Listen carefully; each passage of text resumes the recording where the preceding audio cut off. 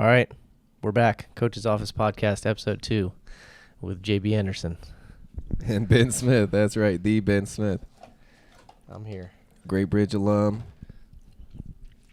Not me, Ben, that is. I didn't grow up here. Where did you... Yeah, that's right. You didn't go to high school here. Where did you go to high school?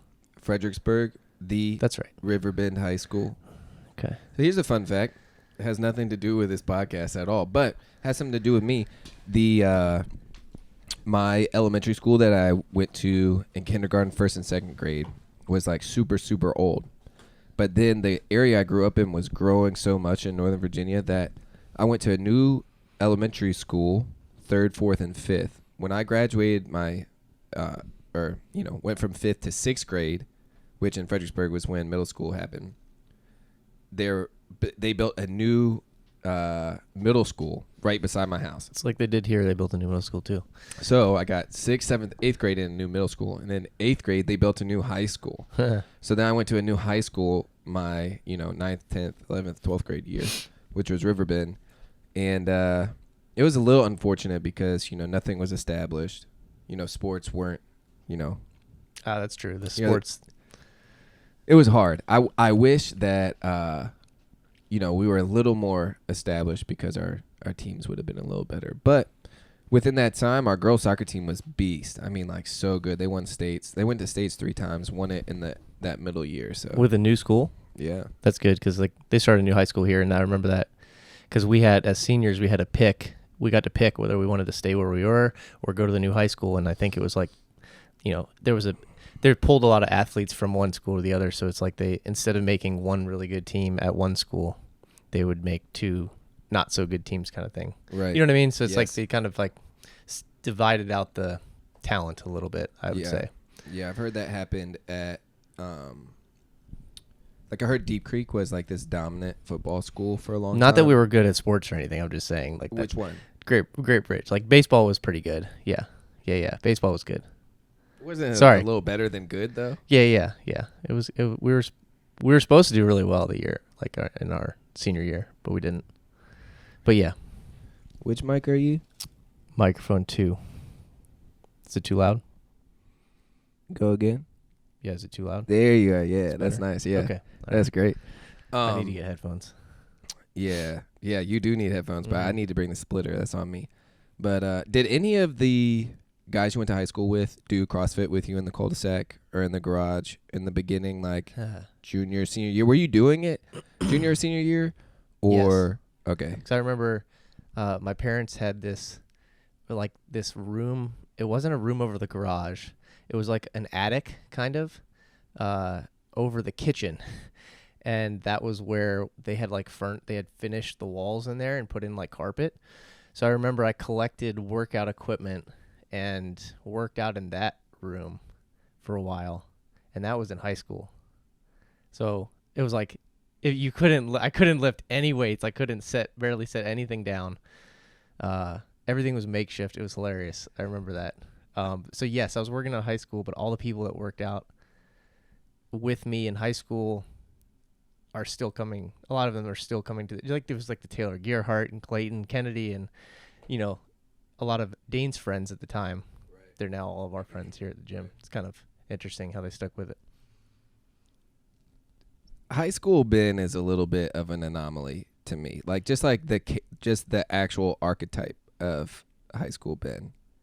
The super studious, good athlete, but also managed to avoid all the nonsense that comes up with high school, essentially. You didn't party at all. Quiet. You didn't do riff on that a little. What about it? I mean, I was just very quiet. I kind of did I did what you do what you're supposed to do kind of thing. But how? No one does what they're supposed to do at that time. No one gets it. There is this overwhelming we want this podcast to be about the truth.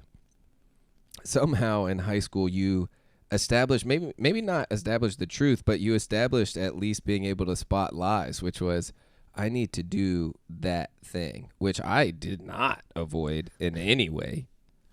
I think it had a lot to do with my mom and my dad and what they taught me as I grew up.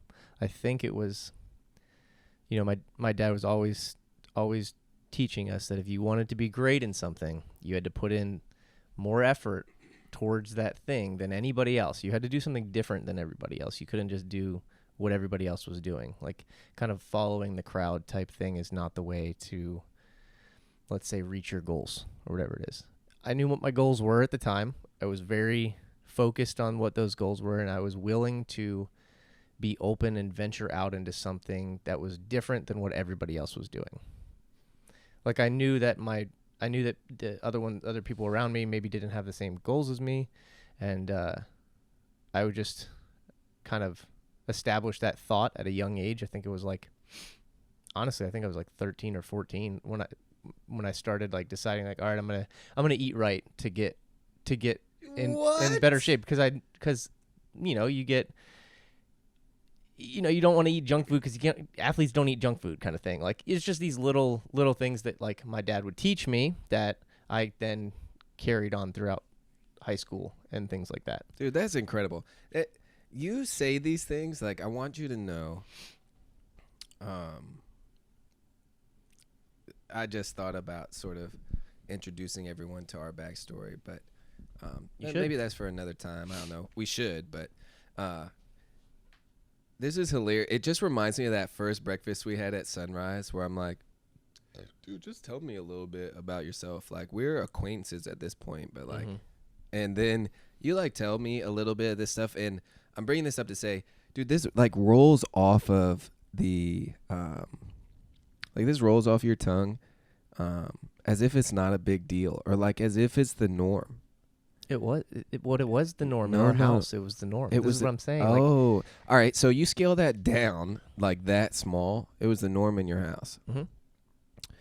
Dude, it is not like that. And I think you get it, but I don't think you get it. It is not like that at all. So, like, for you to succeed in that way, or for you to get it, is like, shout out to Chuck and Kim, like for real. That's amazing. Mm-hmm. As a father now, I talked to Julie, and my wife was a little bit like this way.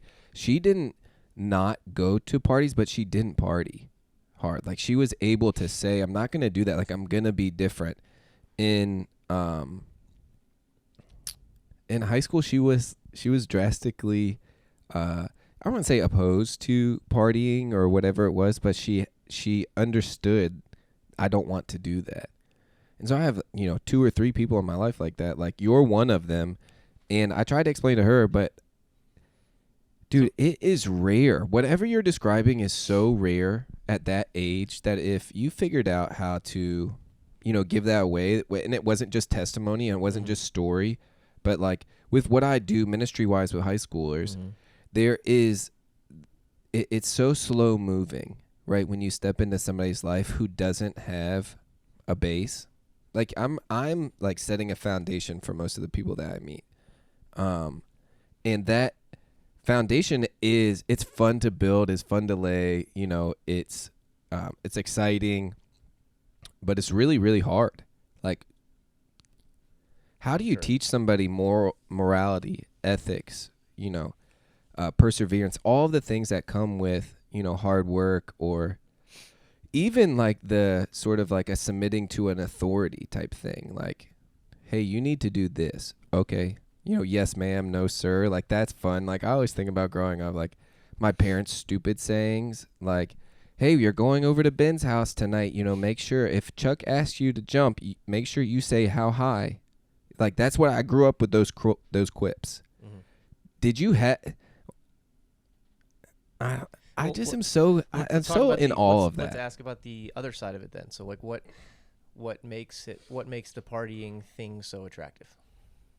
What makes it you as a kid in high school want to do that rather than the other side? So you're looking at it like that side is the normal side and my side is the odd side. It's not normal, let's say. That's the way that you're framing this conversation, right? So let's look at it the other way. No, you could take it that way. I'm not trying to say that it's the odd side. No, you're just saying that it's the one that's different. It's the harder side. Sure, it's just hard. It's different than other people. Let's say it's different. It's the minority. It's the excellence thing that you described. So in my journey, you used the word goal, so I'll use the word goal. My goal was to have fun and fit in. That was the easiest way to have fun and fit in, I thought. It was as simple as that. What do you do on Friday night? Well, it's certainly not think about what I'm eating and working out. It's going over to Drew's house and inviting as many people as we can and drinking as many beers as possible. That was fun. That was the goal. The goal, like if you boiled it down, the goal was fun equals as many beers drunk. Yeah. Okay. So that thought, that goal that you set, you had to learn that somewhere, right? The movies. Okay. Interesting. Yeah. I actually think, all right, so you just brought that up. When I was in elementary school or middle school, the movie American Pie came out. Mm-hmm. Like did you ever see it? I don't think I ever saw it, but I remember when it came out. It was sort of like the cult classic of like the late 90s, maybe like early 2000s. And it was this movie that came out, and the premise of the movie, like the goal of the movie was these 4 dudes. And the 4 dudes' goal was, we're going to lose our virginity before graduation. In high school? In high school. That's the goal of the movie. Okay. I think that planted a seed in many people's minds, of like, it was almost like that movie rewrote what your goal of high school was for anyone that saw it. I don't know if it took root, right? It at least plants a seed, maybe, whether you know it or not. Yes. I don't know. It just constantly gets seeded. Like, my mind was constantly seeded with these things are more valuable than discipline or listening to my parents or counting the cost. I don't know. I looked up to my mom and dad. It wasn't like I maybe wanted to listen to them all the time, because what they were telling me was not. It was more practical. Like, my dad lived it out, let's say, for example. Yeah. And it was like it was a game. It was fun. It was like it wasn't, and I looked up to that, and I wanted to aspire to become like him, right? Which I think most people do when they have with their father, right? The son with their father, like they aspire to be like their dad. I think that was a big part of it. I didn't look at it like if they would tell me something that I didn't want to do, I wouldn't want to do it, right? I would say no in my head or something, but then as you think about it more, like it like has to come. You have to start working towards it, let's say, because it's the practical right thing to do, because if you thought it through, that you probably should go that route rather than the other route that you're thinking, because you're probably wrong. So do you think your personality, how would you describe your personality early on, like that high school time, maybe into college, into the beginning of your CrossFit career? Because one of the things that I have, so I observed CrossFit from a distance for like 2 years before I started doing it. And doing it at a CrossFit gym, which actually only happened because I moved to Chesapeake to take this job in ministry. But I remember my first time learning who you were was the first video CrossFit did on you here, the day in the life of Ben Smith or whatever it was. I think that was the first one. It's the one Robbie was in. You're at the Great Bridge track. You're flipping the tires. He's on his huge weight loss journey. Yeah. You go to Moe's because that was the only burrito place at the time. Mo Monday. Yeah, shout out to Moe's. Psych. Moe's sucks. You want to talk about someone I don't want to sponsor this podcast? It's Moe's. I hate Moe's. Like, more than any other burrito place in the entire world. It's funny. You very rarely say you hate anything. So I know. I despise it. It's so bad. It's such a worse knockoff. I've had it the last 2 weeks on Monday. What? I might go today. Is it just the deal? It's just right down the street. It's easy. I don't know. Dude, I I used to go in high school. We used to go all the time after baseball It's practice. nostalgic. I guess. It's not good. You're probably right. I don't know. You think it's good? You enjoy it? It's not bad. What? Dude, what? We're going to have a podcast about burrito quality. Oh my goodness. Quality by Anyways, it's not back the best. to Okay. All right. back to the video, right? So I'm observing CrossFit from afar. I watched this video with you in it. I see it because I actually watched the video I watched before that was the special they did on Graham Holmberg and Rich. I think it was the year Graham beat Rich. Mm-hmm. That was a good video. I remember that video.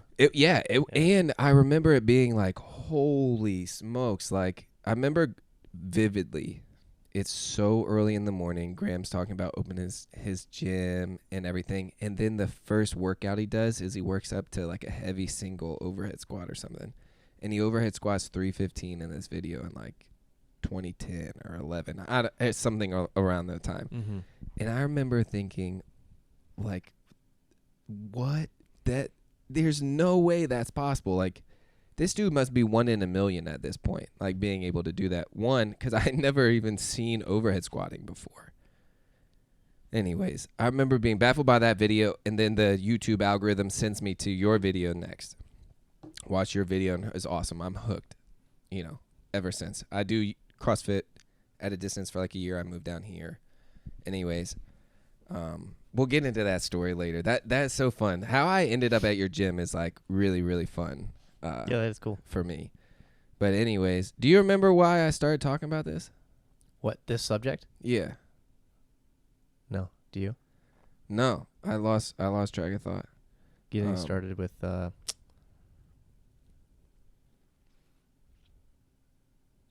don't remember.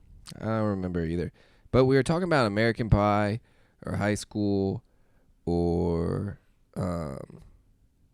You're talking about the first time you're talking about the video that Robbie was in. Yep. I don't remember. Man, maybe it'll come back to me. We were talking about the goals thing in high school. I asked you what the goal was. We were talking about goals a little bit. Yep.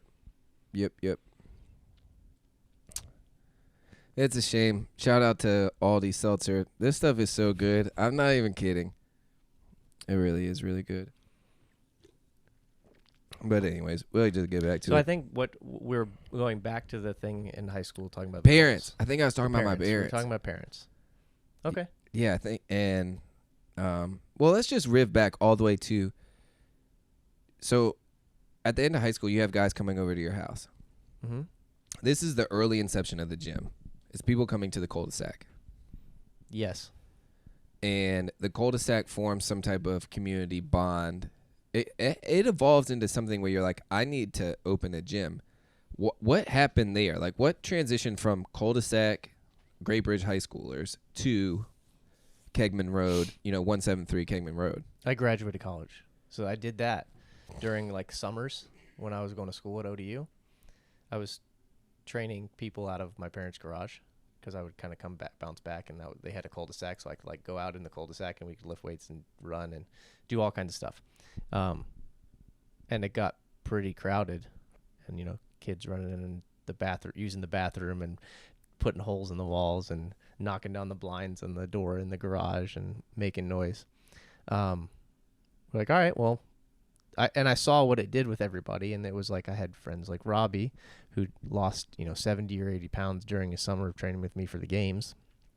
Like I saw that like changed his life there for at that point. It was crazy. It was good to see, and then like my mom was doing some CrossFit movements and joining in, and like she was feeling better. It was just an interesting time because you saw the fruits of their labor, and I saw the benefit that it had with all of the people around me. And I was like, graduated college with a mechanical engineering degree. It was either go do something like my dad's doing right now every day and, sit at a desk and work, or it was like, try this new thing. You're pretty good at this CrossFit thing. You're competing at the games and you love coaching. And it was like, all right, I'm going to step into that realm. CrossFit made it really easy to open an affiliate. All you had to do was pay the affiliation fee, open your business. And then it was very very egalitarian. So, as long as you run a decent gym and people want to come to your gym and work out, then you could run a business. So we started it that way. My parents helped me financing the equipment when we first bought the gym. My dad helped me set up the business, and I'm still learning how all of that stuff works still. But yeah, helped me with all that, and we just got it rolling, opened the gym, started classes, people started slowly trickling in. And which you didn't advertise at all. No, we started a website, set out class times. I was like, I'll be there at 6 a.m., 6 a.m., 8 a.m., 9 a.m., and then like 4 o'clock and 5 o'clock or something like that. Something really simple, like 6 or 7 classes. I'm like, I'll be there, and people just showed up. Like, I remember it was always at least one person showed up, and as long as one person shows up, it just like spreads by word of mouth. And it was like Instagram was kind of just getting started at the time. I had an Instagram page. I posted on Instagram that I was opening a gym, and people in the area saw it. And it's funny that like that coincided with the same time that Instagram was just starting out. So, and CrossFit was kind of just starting to really grow. It was like the perfect timing, really. Like, it was pretty cool thinking about it, looking back. And you were so ahead of the game when you were training at your house still, and you recorded all of those. You recorded all of that. Yeah, they're all on this channel, actually.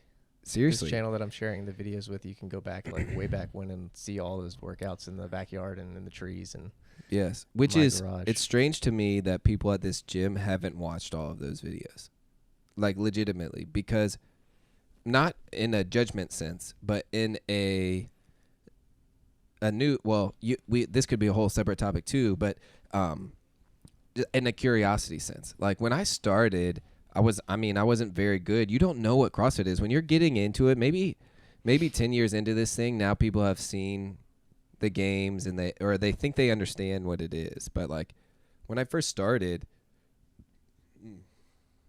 my only introduction to it was watching you do DT in your driveway barefoot. I'm like, what is this kid doing?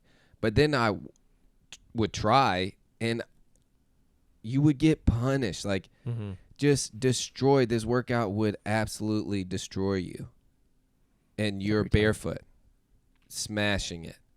Like, and it's not like with ease, right? Like, what you were able to do in that video, like your capacity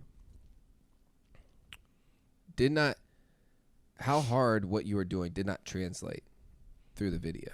I think the cool reason why people could look back at those videos and see it is like they're walking through the gym doors for maybe the first time or whatever. They're in their first couple months, like, and they feel maybe like they're not quite up to speed with the rest of the class or the rest of the group or their friends around them or whatever. And you can see where people started versus where they are today. Right. And you can kind of see that progress and see the journey, because everybody starts somewhere, kind of thing. Right. And like, my form was not good back then, right? It's improved, but it's not. Yeah, it's relative, right? Relative. I'm speaking relatively, obviously, because that's the biggest problem is it's all relative. Well, that's a good point. Right? When you come in, you move a certain way. So what makes CrossFit special? Yes, it does. It's relative to you, your fitness level. Right. So as long as you're comparing yourself with you, it's okay to reach out and compare yourself with other people occasionally, but it's not good to do it constantly. It's good to set a goal. I want to do that thing, or I want to look like that person, or I want to be like that, more like that person, but you're never going to be that person. You're just going to be a better version of yourself. Right. Correct. Yeah. There's something that I am. I'm intrigued by something. You hate talking about yourself. Absolutely. You don't know like how to do it. No. Not even you don't know how to do it. That's you why just don't like it. On the last podcast, we stayed a little bit more about topics things that I like to talk about, like the ideas or coaching, things like that. Yeah. All right. I'm much more comfortable in that realm. Do you have a hypothesis on why you don't like to talk about yourself? Everybody likes talking about themselves. Why? So it's like, I don't want to. Just a contrarian. Your stance on not talking I'm about very yourself is just a contrarian okay, stance. sure, It has nothing maybe. to do with like I don't like talking about myself. It's like No, I also everybody don't. else does that. I also I'm not gonna don't. do it. Well, yeah, I don't. What good? I don't know. I don't see a lot of good that comes from it. So maybe it's better sharing, asking a question. Better asking a question than it is talking about yourself. Nobody wants to listen to me talk about myself. People want to listen to, I think, because I want to listen to good ideas. For sure. Yeah. All right. So, welcoming our audience into sort of like the inner circle of our friendship, which would be the place where, oh man, I just lost the word. But anyways, oh, it was so pivotal. Dang it. It's okay. I'm gonna get better at this. It was really hard watching the first podcast back, by the way. Really? For me. Yeah, and not in a way that I don't like my voice or I don't like looking at myself or anything like that. But you can go back and try and make the perfect you. Like you can go back and say, you should have done A, B, and C. You know, instead of looking at it like the games where there's 15 events and you're trying to do your best over all of the events to accumulate the best score at the end. When you go back and look at it, you can dissect it to the place where it's no longer individual events or individual conversations throughout the podcast that we just did. It's just those glaring things where I'm like, you didn't finish your thought. You said right too much. You stumbled over this. You sound like an idiot here, whatever it is. But when I looked at the finished work or whatever, it's like, man, I got to sit down with my best friend, talk about life, talk about CrossFit, talk about the gym, all the above. I can say you can take that mindset, right? That same idea of let me just nitpick and play back something in my mind, like my workout or my trip to CrossFit Krypton or my CrossFit Games performance or whatever, a competition that you did. You look back and you should have done this, should have done that. Like if I get stuck on that, I'm not going to grow, right? Correct. Like if I stick there, if I stay there. So what I was saying, coming into the inner circle thing, is one of the conversations that we have consistently is about story, right? Like narrative. And there's a difference between you talking about yourself and you sharing your story. So I'll give you an example. I'm reading a little bit right now, but one of the philosophers, Dostoevsky, right? He doesn't write about himself. He writes about characters, and the characters embody the ideas that he thinks. It's the best way. It's the best way to share an idea with the world is to tell a story. But he doesn't do it through the lens of himself. He does it through the lens of his characters. So it's a different way to. I don't like talking about myself, but I like sharing a story about a person that it's this hypothetical because people receive it a little bit differently. They don't maybe take offense to it, or it's not as Right. They can imagine themselves thinking or feeling or doing that thing rather than saying, oh, that person's wrong or bad. It's a character. It's an imaginary character, so they can share that story better. But yeah, I get what you're saying with the story, and people like relating to stories, and they like hearing other people's perspectives and points of view and ideas. Right. Because they share a lot of those ideas. They just maybe don't embody them in every way. So they might want to aspire to do that, right? If I hear a story about you and your transformation of your thought and your mind, it's like, I want to do that. I want my mind to be transformed like JB's, like JB. I want to think like JB thinks. And you're like, okay, well, how do I get there? I don't know. Well, let me listen to the podcast and see if he talks about it. And maybe the little things that he shares can help me work towards that ideal that I have in my head. Right? Is that what you're kind of getting at? 100%. You share your story, right? And that Well, it's the story thing you can grab onto. Inspirational or motivating, or you can grab onto it and you can use it to work towards something. Right, because you don't want to I don't want to model myself after you specifically.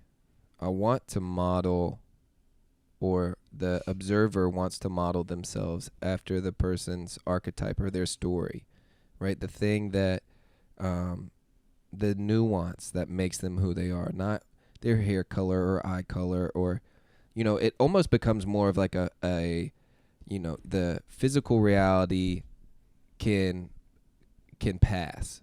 It becomes a little less important when you can grab onto the story side of it, the nuance side, the narrative side. What made up Ben's story that brought him to where he was? And once again, I think about it for, my kids, but I will be modeling something. Yes. And whether you know it or not, whether you're consciously thinking about it or not, you're going to be sharing something with your children, and that's going to mold them into who they're going to become. Right. And I think it's your responsibility as a parent to at least have in mind, I don't know, maybe you don't have to. Maybe the best way to do it is just to be you. Right? Like just yes, right? Yeah. Yes.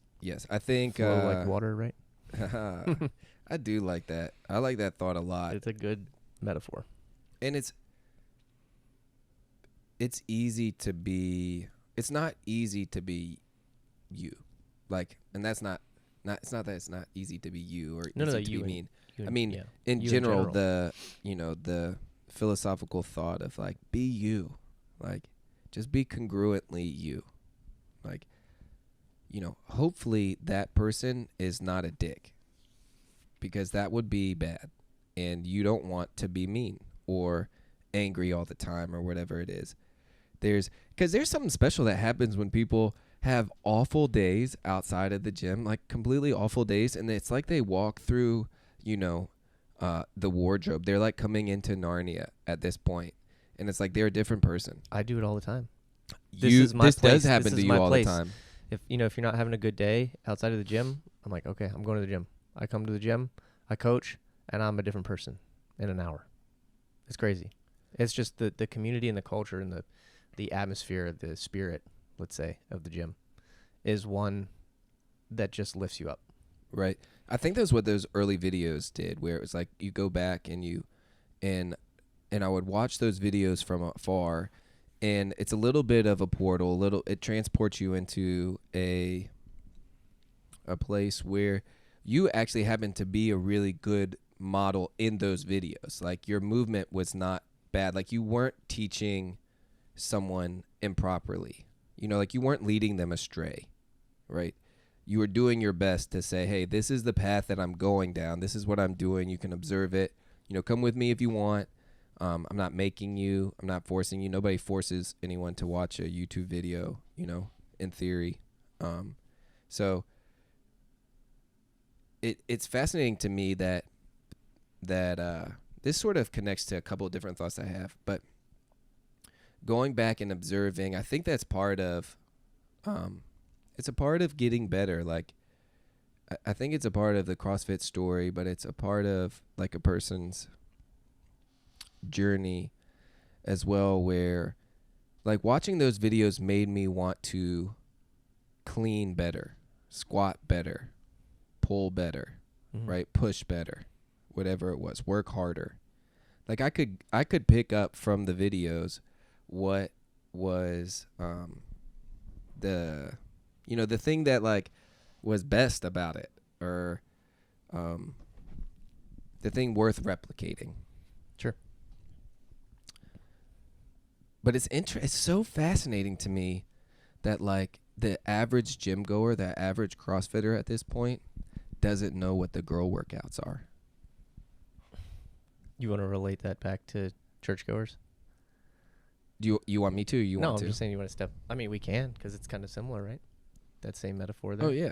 Yeah, I just feel like, I mean, if you're, there's something about the framework of trying to be better, or at least trying to be open to learning more, or at least seeking to know more. I don't know. I'm thinking this through as I'm talking to you. That's why. I always say this to you.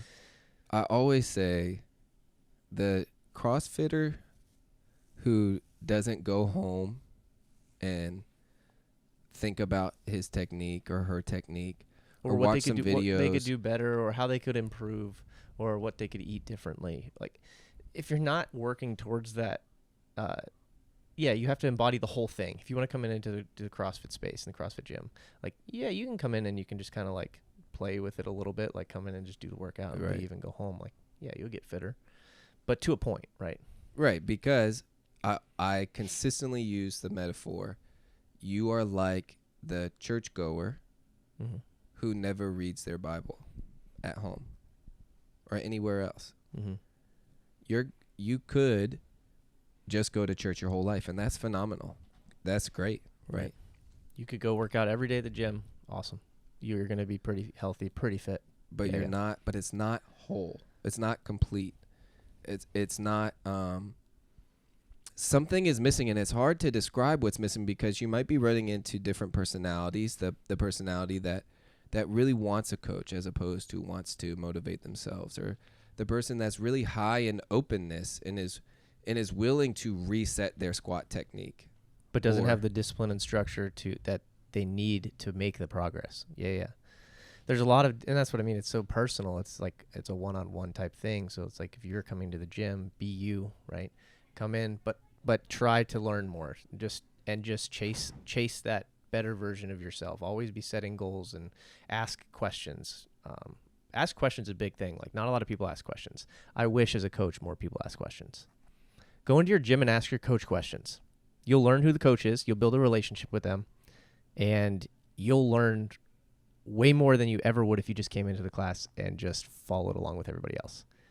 Go ask questions. They want you to ask questions. They don't want you to just stand and stare at them because then they feel awkward because they feel like they have to kind of create or come up with something. Like I always want it to be a dialogue. It should be a feedback. Like you should come in and you should be seeking after something from your coach. Your coach should be trying to give you something. And if you both do that and there's that mutual exchange, you're going to grow so much faster. Much faster. It's like the watching the videos thing. When I watch videos of Lou snatch, I go, I don't move like that. My form is certainly not as crisp as that. My base doesn't seem to be as foundational as his base is. All right, those are three things that I could try and improve. And then I come in here and I test it, right? The Kelly Starrett sort of idea. The retest test. We do that with workouts, but we should do that with we should do that with everything, right? Do that with your thoughts. Do that with do that with the scriptures. Like we do that consistently, friendship wise, with the scriptures. But we do that with everything. Mm-hmm. We did it with nutrition at that one point. You remember when we went vegetarian for a little while? That was a mistake. Yeah, it sucked. But yeah, propaganda. But that's not the worst. But it wasn't enough. Anyways, no. The retest idea that you're talking about. Ask the questions to your coach. I don't think there's a time that goes by that if you're not working out and I am mid something, I'm like, yo, look at my shoulder. Something's wonky. Well, that's what I'm looking, and that's what fix it. And that's what as a coach I'm looking at that. Right. And I know you want feedback. Not everybody wants to hear that, and I'm like I can always everybody that I watch when they lift or do whatever, I can always give them something as a coach. I should be able to give. If I'm a good coach, I should be able to give that athlete something. Right. Not everyone wants to hear that something, and sometimes if with certain athletes, if you're just like picking on them, they might feel like it's too much and they don't want to hear it. So it's always good to give your coach feedback, ask questions, or ask for feedback if you want it. Don't ask for feedback if you don't want it. Right. But yeah, that's that framework of like wanting to grow. That framework of wanting to be better, I think, is a requirement. Like we put let's take it all the way back to the beginning of our conversation when I said my parents inspired me to want to be better, want to be more like my dad. Let's say there was a framework inside of me, for some reason, I don't know where it was, that I wanted to be like that. I think that exists in everybody. I think there's that desire to want to be better. Right. The working towards it is the hard part. The consistently disciplined working towards it is the hard part. And making sacrifices is the hard part. So making sacrifices is another thing that I think is a big factor that people maybe or kids don't know or don't learn about. Is that there's an opportunity cost for every decision. Like you have to give up certain things if you want to chase other things. Like this one, I got pee so bad. We can pause. Yeah. All right, we're back. Golden. Better. Yeah. Way better. Okay. Phenomenal. Yeah. What were you saying? Where were we? I don't know. You were talking. You were talking about framework and goals. Framework for what? The importance asking questions The importance of you as an athlete being able to say, it's almost, we talked about this the first time a little bit, of being able to set aside your ego or your desire to be right or perfect. Maybe it's a desire to be perfect, as if, you could be, which is strange. But to think like, or maybe the right question, if with going into what you're saying, ask questions. The question would be, hey, athletes today, as a coach, like, hey, athletes today, like, ask a couple questions of yourself during this movement or this workout. And then ask it to the coach.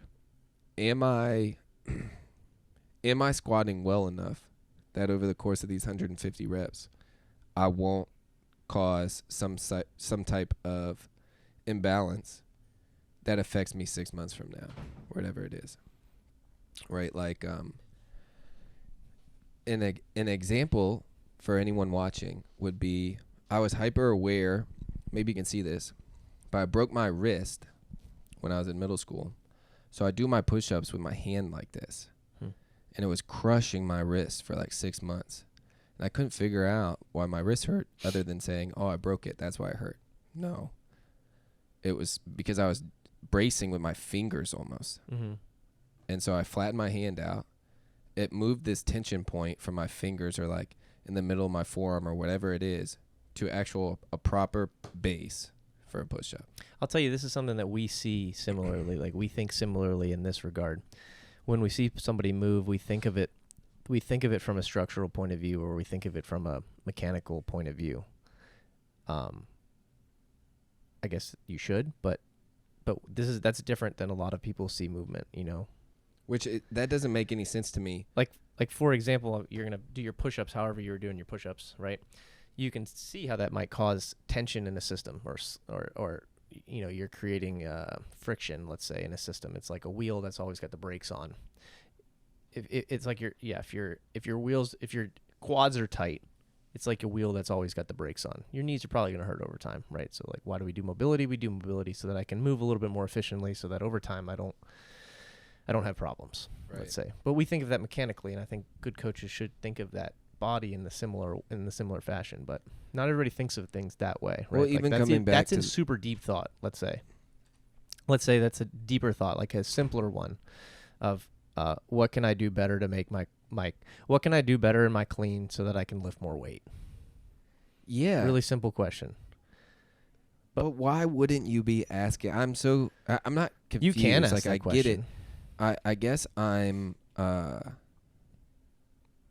I think I just had I proposed a thought to myself in my head in that 1 second while we were talking. What was it?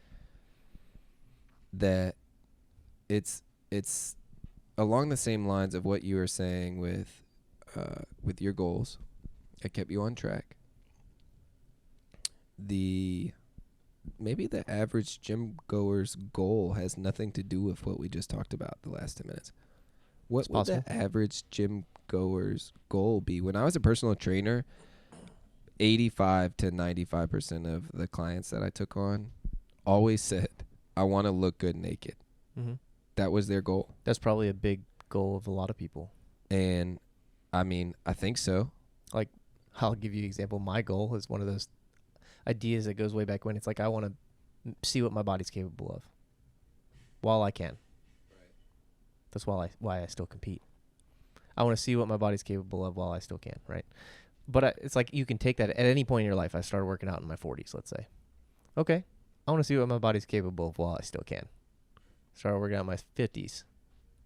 Same thing. Yeah. Maybe once you get past your, like, way up there a little bit more, and I'm going to say way up there, I'm going to offend some people. 65 plus, you're like, all right, I just want to move better than everybody else my age. I want to be more capable. I want to be whatever, stronger. Mm-hmm. I want to be more resilient. I want to live longer. Whatever it is, different goals. But I think of my goal like in that format right now, currently for me. I just want to see what I'm capable of. And CrossFit's the best way to do that. Absolutely. Yes. 100%. If you're not looking in one dimension. Does asking questions of the coach and of yourself and your movement reach all of those goals you just stated, even the look good naked goal? Yes, I think because it depends on the questions that you ask. Yeah. Because, I mean, you can ask questions towards any subject, right? Like Yep. any topic. Yep. You could ask questions to reach any goal. And my questions, if I'm just trying to look good naked, would be different than my questions if I want to lift the most weight possible. Although there is a carryover. I mean, there right? has to be the Venn diagram where they overlap. Absolutely. There's a Venn, and yes. that overlap is really the foundational part of CrossFit. Yeah, I think. Yes, and I think everybody needs, maybe going back to what you were saying earlier, everybody needs to understand that what that fundamental point is in CrossFit, what that fundamental goal is. And the fundamental goal is not to look better naked. That's like the first topic we talked about, where if you're greedy and you come into a business to just make money, your business may be successful, it may not be successful.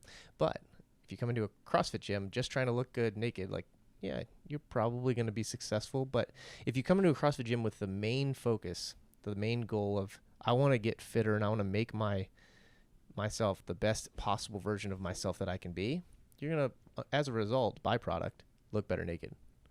Also, as a byproduct, you're going to lift more weight. Also, as a byproduct, you're going to be healthier, let's say. These things are all over time. These are all byproducts, but the main goal of CrossFit seems to get lost in the world of like Instagram or social media. Let's say. Yeah, it's become. Yeah, I think lost is a great word for that. I'm curious.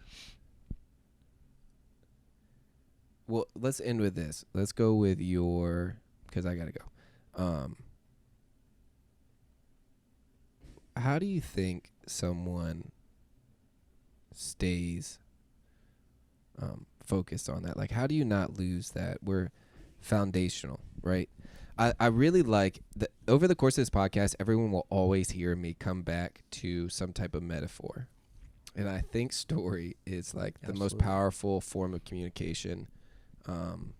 This is the best way to communicate. It's the only, I think it's, yeah.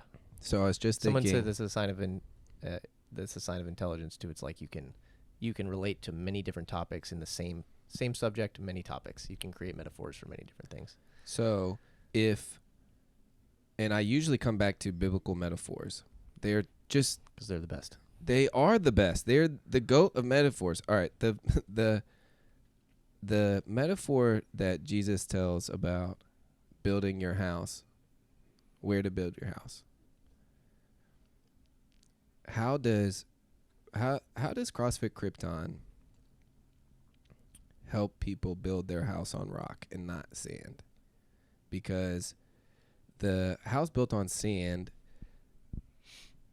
gets washed away, right? The storm comes, crushes the foundation. The structure of the house might be great.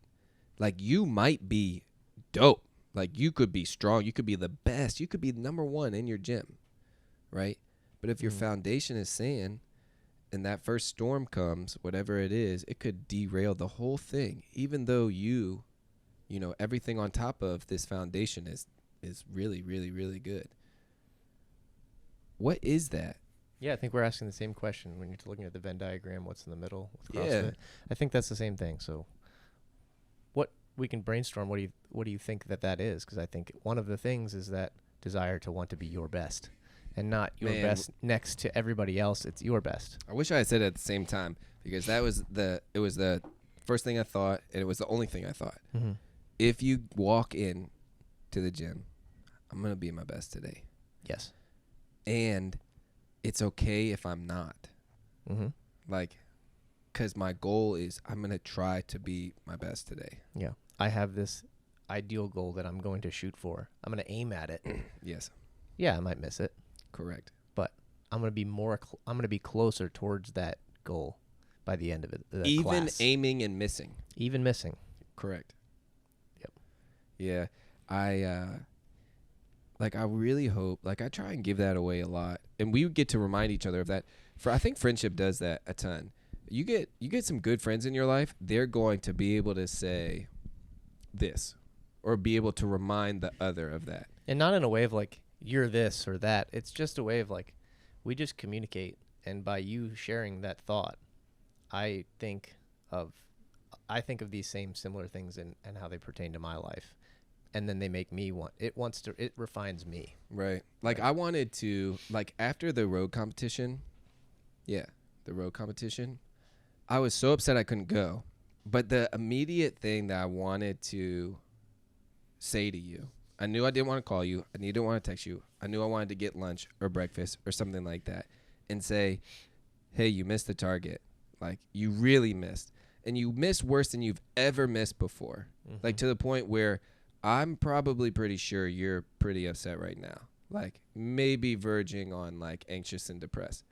So let's talk immediately and say, do you want to aim again? Do you want to try again? Because if you want to try again, try again. Right. And if you don't want to try again, cool. What's the new target? Yes. And we got to sit down and have that conversation. And I don't know. It was like really encouraging for me, at least. It was encouraging for me too, because I was a lot of those things that you just said. It's because it's like, yeah, you missed the mark worse than you've ever missed it. Yeah. It's true. Right. So what do I do? What do I do? And what did I do? You have to evaluate, reevaluate, set a new goal. There's a process. It takes some time. But yeah, I think I want to aim again because I think that that's the thing you do. Amen. That's it. Amen. Welcome back. Yeah.